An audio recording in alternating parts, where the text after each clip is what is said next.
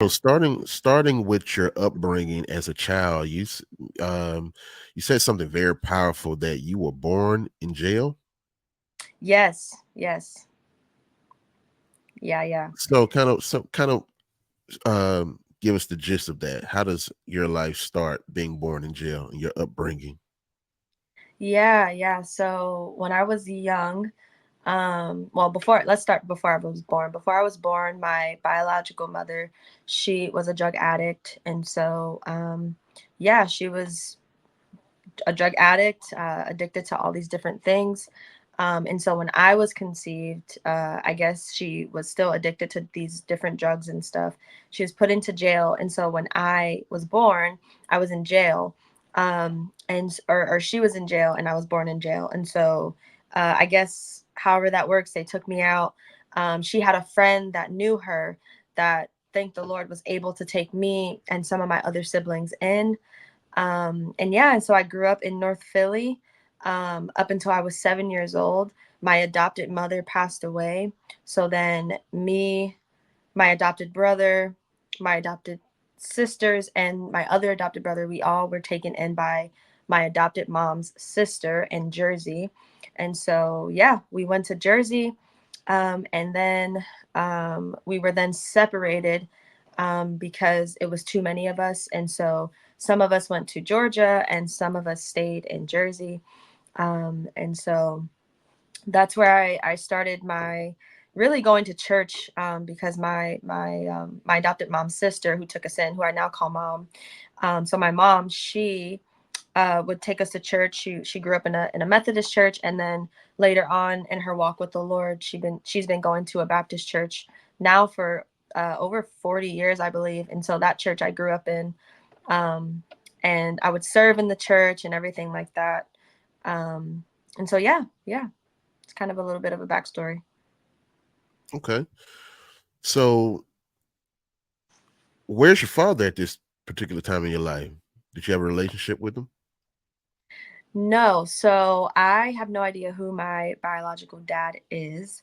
I've never met him, never heard of him, honestly. Um, yeah, I've only ever met my biological mother.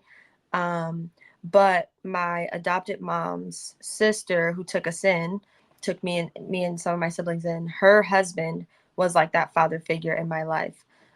So I never did know my like biological father, but I did have an adopted father in my life growing up. How did that affect you knowing that you never had a chance or didn't know who your father was?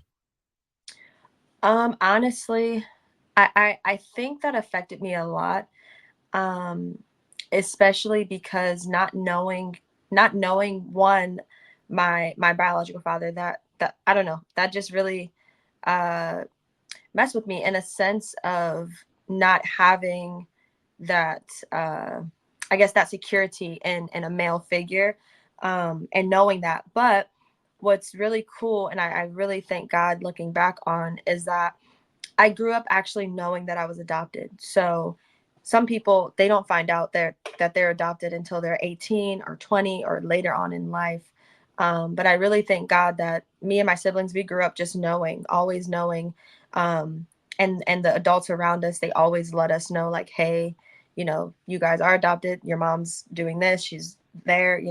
So we always knew, I had this knowing that I was adopted. I had this knowing that I didn't have a biological father. I wasn't with my biological mother. And I was always surrounded with, whether that be a woman in my life who represented a mom to me, and I didn't really have many men in my life that represented a father figure. Um, but yeah, so yeah, I think that really affected me with having father issues, and even to the point where I would question my sexuality and question different things in life, my purpose, my giftings, my talents, all the things that God has given me. My biggest question when I was a kid would be why. I would always ask why was I adopted? Why was I born? Why why do I have these thoughts of woman this way? Why Am I thinking about lust? Why? So I always had these different questions for life, and it wasn't until I met Jesus that kind of all of that was answered for me. So as you, by you not knowing who your father was and your mother is in jail, right? Yeah. Is like how long did she stay in jail? I'm not sure.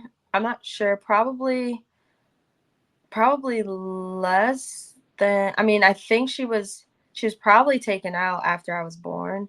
But I'm not sure. I'm not sure as to all the details with that. Yeah. So you never reconcile with your mother? So I have talked with her every now and again.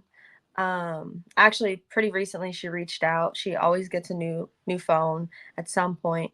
But she recently reached out to me.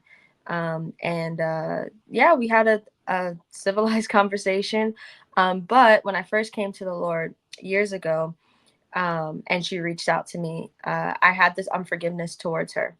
And I honestly, I didn't like her. To be completely honest, I didn't like her. I didn't want anything to do with her. I blamed her for a lot of things. I literally would just be like, you know what, whatever. Like, she didn't want me. She didn't want us. She chose drugs over her kids. Whatever. And it wasn't until I gave my life to Jesus that the Lord showed me that the only reason why your biological mom didn't love you or didn't take you in is because she doesn't know true love, which is me, which is Jesus. And so that's when the Lord showed me how to forgive, and that forgiveness sometimes isn't just a one time thing, it's a continual thing that I have to do daily.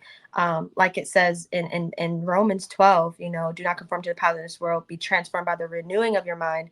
So the renewing of our minds is literally turning the opposite way and just repenting for literally every day of our lives. And so that's something that the Lord was teaching me, is like, I have to forgive her every single day, because of course my flesh and everything, like I could say, I don't care about you, like you're not in my life, out of sight, out of mind kind of mindset. But the Lord has shown me, and is continually showing me now, that He's calling me to pray for her. He's calling me to intercede on her behalf, because yeah, everyone needs Jesus. And I want to see my biological mom in heaven. I want to see her in glory. And so yeah, only God can do it. So That's it. That's it.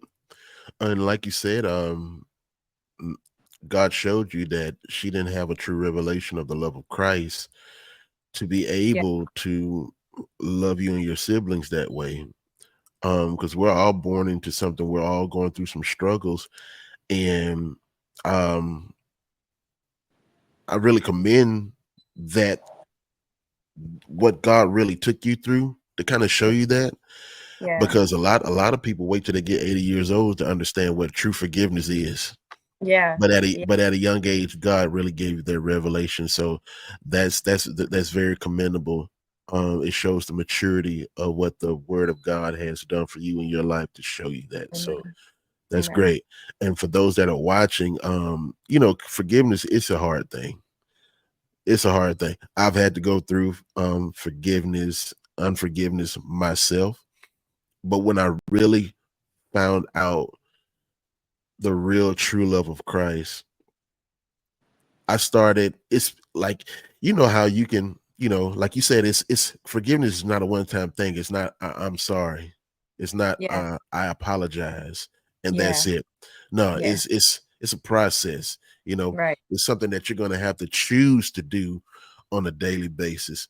Right. So when you see that person in the grocery store, you don't take the next aisle because you're trying to avoid them, or Right. when you see them in a distance, those little butterflies, or those little that your gut doesn't start turning. When you really go through forgiveness, it's not it's a process that you have to choose to do. Yeah. Keyword, you have to choose to do this. Literally. So that's powerful.